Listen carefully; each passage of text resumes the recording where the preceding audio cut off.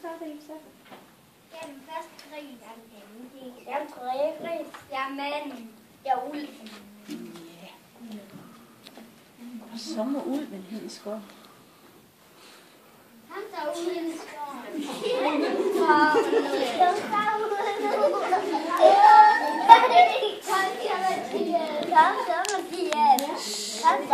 Der var engang 3 små grise, som ville ud på eventyr. De vinkede farvel til deres mor og deres venner, og så drog de ud i den store hvide Kun verden. første gris. Nej, kun første. Anden og tredje gris, de kommer bare herom.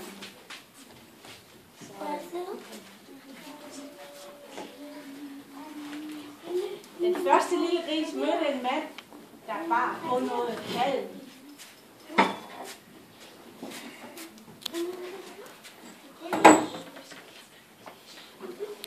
Ja.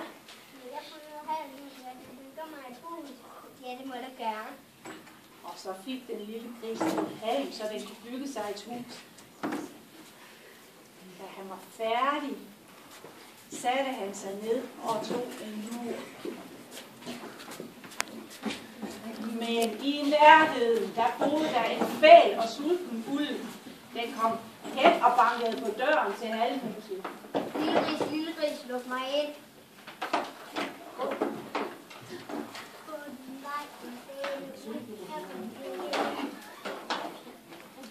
Så vil jeg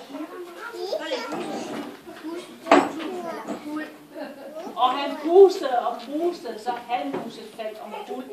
Og ulven løb ind og åd den stakkels gris. Den anden lille gris, som var taget ud i verden, han mødte en mand, der kom med nogle pinde, og så spurgte han, Det må du gerne. så fik han nogle pinde, så han kunne bygge sig et træhus. Da han var færdig med det, satte han sig også ned og tog sig en lur. Men lidt efter kom ulven og bankede på døren. Lille gris, luk mig ind. Du kan stå nej til banen. Der kan du ikke ind. Så Så er der puste og puste til et hus falder fuld. Og han pustede og pustede og pustede og pustede til huset faldt omkuld. Ulven løb ind og åd den anden lille gris.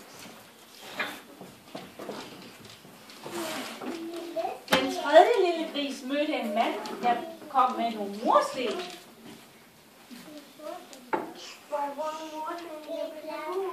det må du gerne. Og så fik den tredje lille gris nogle mursten og byggede sig et murstenshus. Han arbejdede til langt ud på natten.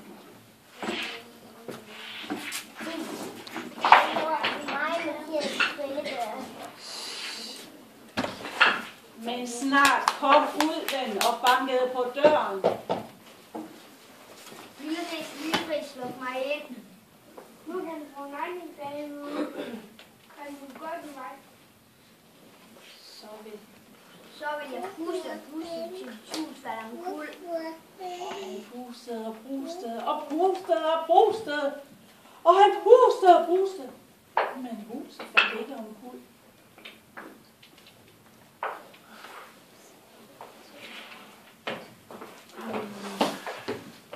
Og ulven ikke helt tilfreds med, men næste dag kom den tilbage og sagde til grisen,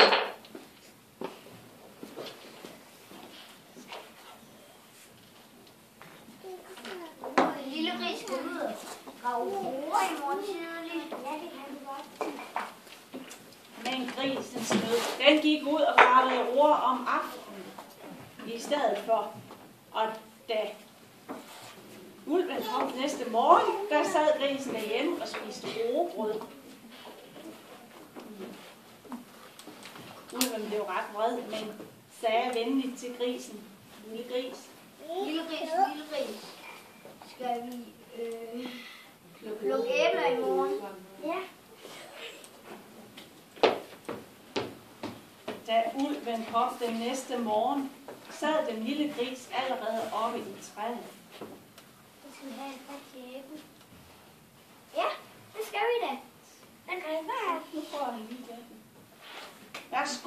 råbte den lille gris og smed et saftigt æble efter ulven. Og så løb grisen hjem i sit hus. Ulven for efter den lille gris. Han lukkede døren, så den lille ulven hoppede op på taget af murstenshuset. Jeg skal nok få fat i dig. Brølede han og prøvede ned gennem skorstenen. Men den lille gris satte en stor gryde med vand på ilden. Ulven faldt ned gennem skorstenen og ned i gryden. Den lille gris smækkede låget på ulvens hoved, og ingen har siden set ulven. Den tredje gris levede lykkeligt til sine dages ende i sit murstenshus. Så skal alle få nyt høst.